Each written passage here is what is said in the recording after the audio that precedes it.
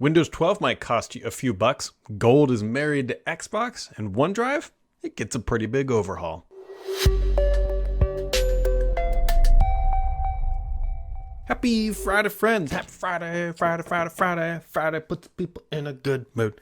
I might have oversold that one there just a little bit, but happy Friday, friends. Hopefully you had a wonderful week. It's wrapping up the first week of October, I don't understand time anymore. Nothing makes sense. So anyways, let's just dive into the news because there's a bunch, including some Windows 12 stuff. So tell me if you've heard this one before, but the UK is launching a review of what Microsoft is doing now. This isn't the CMA we're looking at Xbox, but it is the CMA looking at other practices. It looks like Microsoft's cloud services are getting looked at by pretty much just about everybody. Also, Amazon is lumped in there. It's their licensing practices. And so Microsoft is, they've navigated some waters on the Xbox side, but it looks like the rest of the company is finding themselves under the spotlight, and they're gonna have to be dealing with that. So other things happening. The new Teams app. I almost said the new Teams Xbox app. The new Teams app is now officially available and it's pushed out to everybody. And I think I might be losing my mind. There's a possibility here, but I could have sworn that in the channels of the Teams app, you used to scroll down, meaning all the stuff was at the top, like a new post is at the top. And that was a switch from the old Teams app where it was always at the bottom. And I think they flipped that back. And anyways, I like the change. I think it's the right change and whatever. It's now available. It has come a long way. It used to be really not usable and they have improved performance. And it's supposed to be less demanding on your machine. Fewer RAMs getting taken up by the Teams. Now, there's also a new OneDrive. The OneDrive app and service is getting a pretty big update. I hesitate to say maybe this is the biggest update ever to OneDrive, but that's probably like their offline files and other stuff like that, and on-demand files is what I was thinking of. But there's a ton of new stuff coming. So there's a brand new home experience. There's improved photo search on the web. Users on the web will also be able to open documents and other files in non-Office applications on the Windows side of it. Files on demand is coming to the web as well. And as you would expect, Copilot is being integrated. Now, what Microsoft is really doing here, it makes it the only way I can describe this for people who aren't watching the video and seeing the image on the screen, it feels like a web-based file explorer for all of your content, which honestly, that's kind of what it is, except that there's no like program files, if you know what I mean. Like there's no program files and prog data and all that stuff is not there. It's just a file explorer of only your content and sort of a modern interface. And so there's a lot of rumors around going that there's a new web shell coming, that Microsoft is working on a web-based experience. It's fully, we keep hearing Chromebook competitors. You can find dozens of articles written about me, probably relating all the way back to the very launching of Windows 10. Microsoft wanting to take on Chromebooks, and they've tried 10S, 11S, there's Windows 10X, RT, like all this stuff is floating around. It's never worked, but they're going to give it a shot again. And so it feels like the way this OneDrive home experience is built, it would look kind of native on a web-based Windows, if you will. So just kind of keep that in the back of your noodle brain as you continue to look at this stuff. There's also, there's a new build of Windows 11, a new Canary build. One of the things that's in here, which this makes me think about other things. So Copilot is obviously now part of Windows. That's a thing it shipped. That's probably already pinned to your taskbar. Whether or not you wanted it to be there, it was by default. Either way, so Copilot is there. However, you couldn't Alt-Tab to it. And so now there's a new Canary update and allows you to Alt-Tab to over to Copilot at the end of the day. Which to me is weird because Windows, the whole point of Windows, like if something's a window, it should have been Alt-Tab to in the first place. My point here is it feels like the way that they integrated Copilot into Windows was like kind of more slash and grab and like, let's get it done, then let's integrate it correctly, like as a window. And if you look at the way it functions, it kind of smushes your screen. So it doesn't operate like a true window, like in Windows where you know what I mean. So anyways, it now can be Alt-Tab to at the end of the day. So Microsoft has included that. Also, Microsoft has started to include ads in Copilot on your desktop. They got to pay for that somehow. And yeah, the ads are one thing. I think we all knew that was coming. If you're not paying for it, you are the product at the end of the day. And so I think as long as the ads maybe are contextual, like if you're searching, what is a great laptop for gaming? And it's like, here's things like it should have an RTX 4000 series GPU, Intel 13th gen, or whatever AMD equivalent is. And then it says like, here's like 3 laptops. Maybe that's okay because it is serving that stuff up. Either way, though, it's still an ad on your desktop. and do with that information what you will. Microsoft Surface Laptop Studio 2 and Laptop Go 3. I would say you could walk into your Microsoft store and now buy them, but you can at least buy them online and have them delivered. Actually, you might be able to go to a Best Buy. That might be your easiest way if they're in store, which I do not know if they actually are. So, call up Best Buy before you putz on over there if that's something you're looking to pick up. Something else Microsoft has done to the installation of Windows, you can now play the Ski Free game, or I think it's Ski Free. You can play a game while Windows is setting up, which to me means the plot is entirely lost. That Microsoft's like, what should we do to make it feel like the install experience and setup experience for Windows is faster? I know, we'll put a game in there. That's what we to me, that is just not. They're trying to be cute and fun, and that's, I guess, okay. I don't really know. It just feels like, hey, why don't you just make the thing faster rather than putting a game in here to make it feel like it's faster? And yeah, anyways, that is that. Now, the big kind of news, if you will, is the Windows 12 stuff, right? There's this floating around out there. This is from Newen, and I think they translated it from a German source, where there was lines in the latest Canary bill that talk about a Windows 12 subscription, if you will. It says device-based subscription or user-based subscription, and the subscription status, active, inactive, deactivated, or expired. And of course, the internet blows up with, hey, Windows 12 is going to be subscription-based. Now, I'm not saying that it's not. However, let's reel this back a bit here. I don't think Microsoft is going to come out the gate and say Windows 12, you can only get it if you're paid for the subscription. I don't think that's the case. I really don't. What, to me, this feels like, and maybe, kind of speculating through some logical things here, right? You're shoving all this AI stuff into Windows. That stuff is expensive. Those queries are expensive. Copilot to do all that queeriness is not cheap, right? There's real cost to Microsoft to maintaining Copilot and all these other AI functionality. So part of this could be related to that. It could also be related to your Microsoft 365 account, right? Like, are you actively subscribed, right? That means you get all this stuff. So if you're paying for Microsoft 365, which includes Copilot ad-free, includes all your Windows stuff and your OneDrive stuff, that would require Windows itself to have a status so that it knows, like, hey, can this user use all the Word, Office, Excel, and that kind of stuff, apps? That, to me, makes more sense when you start to think of it in terms of Microsoft 365 rather than if you want Windows 12, you got to be paying for it on a subscription. Like, that does it.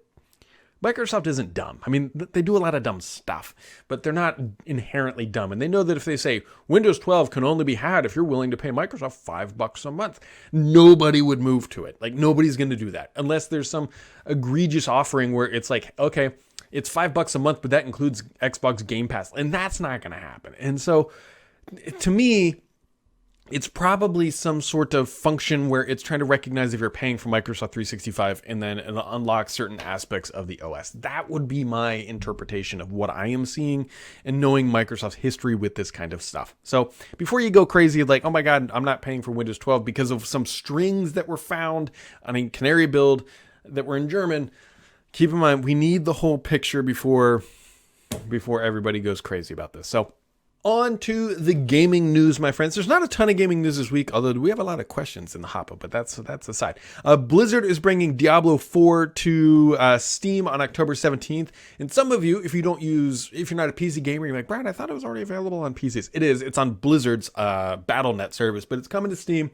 And yeah, Microsoft will probably make a lot of money, and Blizzard will absolutely make a lot of money from doing that. Forza Motorsport is coming to Game Pass. Actually, by the time you listen to this, you might be able to download it depending on where you are in the world and when you listen to this. That being said, it got really good reviews. Forza Motorsport has gotten good reviews. Now, my big challenge here is, first off, reviews being positive are a great thing for Xbox Game Pass. I'm not trying to downplay this at all. The game is going to be good. It's going to be quality. But the narrative has already been written, right? This is like the Madden series, if you will. It's any sport series, right? There's only so much you can do game after game, because guys, you're racing around a track. Yeah, the graphics are better, the physics are better, but inherently, it's still racing a game around a track with the same roughly basic cars and same physics. I would be very concerned if it was anything other than very well received, because at this point, they're in the refinement mode, not build a new game mode, if that makes sense. But either way, it is coming. If you're a fan of Forza, it looks like it's going to be another quality title, and you can be able to play it through Game Pass. And finally, Microsoft has a new controller because they are pumping these things out. Clearly, they must make some money from Microsoft because they love to put out these quote unquote limited edition controllers. And so there's new Gold Shadow. Gold Shadow. Really, if you're not looking at this, the top part is gold and it fades to black. It's a gradient. It's a good looking gold. It's not a tacky gold, if that makes sense. It's more of it's like a muted kind of brownish tannish gold rather than like your real bright gaudy looking gold. So there you go. That's coming to market as well. So blah blah blah blah. All right, on to the questions of the week. Matabear says, "Hi Brad, so the store I work at was beginning to receive new netbooks with the Gateway branding. Is Gateway coming back?" So, oh man, or is Acer doing some kind of marketing play? So Gateway, I'm pretty sure I think it's quote unquote dead brand. Sometimes it's referred to as, where it's like Toy or Tiger Direct, I think is one of them. Circuit City went through this or something like that, where the brand is still there, but it's not Gateway under the hood. It's probably some ODM device that's just they're slapping that logo on. They're like, consumers might recognize Gateway, much like Matabear does, and it's got the cowl aesthetic on it, but it's not the Gateway that many of us grew up with. So. Mad Thine is checking in, says, with the console market in the state that it is, $350 for a Series S and $399 for a PS5 digital, and the same for storage, and $499 for X and a PlayStation 5 with a disc drive. How do you feel about the value proposition of Xbox, considering the leaked refresh? Is the correct move, or is the X at a lower price point better? The savings on an SSD and Blu-ray drive get good 50. Okay, so here's what he's talking about. So he's got all these pricing things for the consoles, and he says, is the Blu-ray drive good for $50? I don't know. So there's two parts of that. Like, if you need a Blu-ray drive, then yeah, but here's the thing. I don't know enough about the Blu-ray drives these days in these consoles, if they're of the top tier quality where you get the highest bitrate throughs. I honestly don't know, because I don't buy Blu-rays. I think I have one Blu-ray in this house when we bought our original Blu-ray player, Jesus, probably 10 years ago. And it was a Will Smith one. I can't even remember. It wasn't Men in Black or anything super popular. But anyways, to me, I still think that the Series S is the best value, right? Especially because we're likely to see that $199 price point coming here this holiday, just like we saw last year, like some Black Friday deals. It's going to be cheap. So getting it around $249 to $199 is a killer value for the console generation, especially from what we've quite literally heard from Phil Spencer, where he's like, look, the economies of scale aren't really working out like this generation like we had seen. Like, just keeping the price point as is actually the battle rather than lowering it. And so at the end of the day, you really just got to decide, and most people listening to this are Xbox customers. I tell like 99% of people, like, just buy a Series S. Look for the 1 terabyte option. You might need more storage, but for most people, the Series S is more than fine. Yes, the 4K is nice with the Series X, but you're paying several $100s. That is, you could get a lot of Game Pass for that value difference. And if you're sitting 7-8 feet away from a large TV, you're not going to notice the difference, nor will you care. Like, that's the thing. So to me, like, if you're like, Brad, I have exactly $499 to spend, or let's just make it a little easier, I have $550 to spend. What would you tell me? I would tell you to get a Series S if you want extra storage, depending on what games you're going to play, and then just load up on Game Pass and never buy another game. Especially with the Activision stuff and all that, you're going to get not all the popular games, but you're going to probably get, I think we could probably agree with 50% of the popular games that are coming out, if not more, probably higher than that, are going to land on Game Pass on day one. And there you go. So the value proposition is really going to be dependent on who you are. Like, if you don't need a Blu-ray drive, okay, you can clearly save some money. If you do need a Blu-ray drive, you got to check to make sure that the Blu-ray player in these things is good enough to be, like, if you're a video file or a movie file, which I am absolutely not, then maybe getting a dedicated home theater setup and then just still getting a discless one is the better route. So it's an interesting question. Dugare says, now that Panos is gone and AI is in, do you think that Windows 12 original concept shown by a leaked screenshot is gone too? Oh, this is a great question. I'm asking due to Copilot now being their focus instead of Windows matching Mac OS. So this is one of the questions that we don't know, right? Panos was leading Windows. Panos had a plan. Panos was going to bring things to market. There's new leadership now leading Windows, and their vision may not agree with what Panos had put in place. And so they might be saying, like, look, I don't want to put my name on Windows 12. That's not my OS. There's more than a year away. I want to make some changes so that it fits what I think it should be, and that will inevitably delay what Microsoft is doing. So we don't quite know. Where one of two things is going to happen, and this is a real obvious statement. One, they continue with the plan that was already in place, and what we saw from that Windows Next Valley, it said NV, that stands for Next Valley, what we can believe is Windows 12, will ship on time because Microsoft needs that marketing beat. And life just goes on, and then the new management will take over. They just execute the plan as laid out and go on. Or they're going to say, nope, I'm not riding that. I'm not taking responsibility for that. And then they're going to switch it up and things will get delayed. So I think those are the two plausible, and candidly, like, what are the other outcomes? They either do what's there or they don't. That's the reality. It's a good question, though, because we don't know if leadership is going to, with the shakeup, is going to deviate from that plan. Microsoft puts into projections, if like, hey, we're going to launch a new version of Windows about a year from now, something like that, then they're going to be expecting that revenue. And so to go to your management, like, no, I'm not going to ship that, and we're not going to make that money. That's a tough thing to do. It really is. Mr. PKI coming in with 2 questions this week. He says, what do you think of the Pixel 8 phone? Do you think it's going to create any competition with Apple's iPhone? Here's the thing. I think the Pixel 8 looks fantastic, actually. I really like the AI features. The feature that I like the most is actually where you take a whole bunch of photos and then you can swap heads. It's kind of a creepy thing. Like, on paper, it's kind of creepy. However, it creates fantastic photos, which is what you want to capture and remember.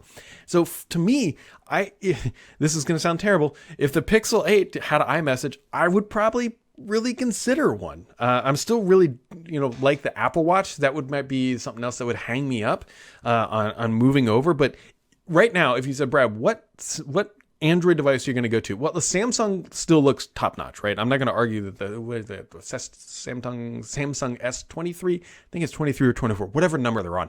The Samsung makes a quality phone. Not going to argue that. But the Pixel 8 looks nice. 7 years of OS updates. I mean, that's hard to beat too. Not that I would keep a phone for 7 years, but some people might. And so we'll see. The reality is people who buy iPhones like myself are still stuck with the iMessage and the watch. And there you go. Maybe I could get away with the Pixel Watch, but however, my wife and I do these little challenges. And so bada bang, bada boom. He also says, it appears Bing is not gaining any share or usage with ChatGPT. Does this mean that Microsoft is not going to invest another $1 billion to keep it alive? So this comes from Satya Nadella taking the stand at the Google trial and saying, like, look, we've invested all this and we're still at 3%. And so I see where Mr. PKI is going. I think Microsoft will continue to invest in the ChatGPT. I don't think that's going anywhere. But I think Microsoft is just realizing this, like, look, we're putting all this into Bing. We'll get some recognition from it, but it's not going to change anything at the end of the day.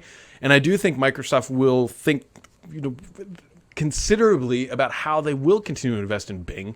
They're not going to kill the brand. I don't want that to come across. However, they may not look at it as a potential place for growth. Rafiq says, hi, Brad. Will Microsoft make Copilot of Windows... He said, hi, Brad. Will Microsoft make Copilot of Windows evolve more to control more of the PC much easier, or are we going to get plugins for applications to control them like other AI stuff? So what he's talking about here is, as an example, ChatGPT has plugins. I think Bing aren't plugins, but ChatGPT has plugins like SEO and all sorts of stuff. It'd be nice if there were plugins for Copilot to make it function more in Windows. Right now, you can open some apps, you can turn on dark mode, but it's not like you can't say turn off. Maybe you can't like get real too deep. I don't think you can turn off Wi-Fi. I bite my tongue a little bit on that one. It's something more like, I want to set up a new printer, open up, do that for me. It doesn't do that kind of stuff yet. Maybe plugins for Copilot would be an interesting area. We've seen it work very well on Teams, and so it's not something that I would rule out. And I think Microsoft would consider it because obviously they want to grow that ecosystem and grow Copilot on Windows itself. So I think it's going to happen, but I don't know about how it's going to control Windows because at the end of the day, it's still a little dicey when you start thinking about AI tinkering around with what's going on under the hood. I don't think it would ever write to the registry, so it would have to tap in natively to the APIs. And yeah, I hope this works. I hope Microsoft does continue to evolve it. So wonderful questions there. So the air conditioning kicked on here, as I've noted before. I started recording these late at night, and so that threw me for a little brain loop there at the end of the podcast. But a couple show notes, by the way. I am traveling next week, going to Universal with the kids. She read all the Harry Potter books, so we're going to go to Harry Potter World. So there's likely not going to be a podcast next week. There should be one the following week. And yeah, that wraps it up, my dudes, my friends, my ladies too. There are women who listen to this. I know that at least the demographics tell me that. Whether or not there are, I don't know. Maybe my mom's the only one who does. She used to listen. I don't know if she still does. This really went off the rails. Anyway, guys, have a wonderful week, and I'll catch all of you right back here next time.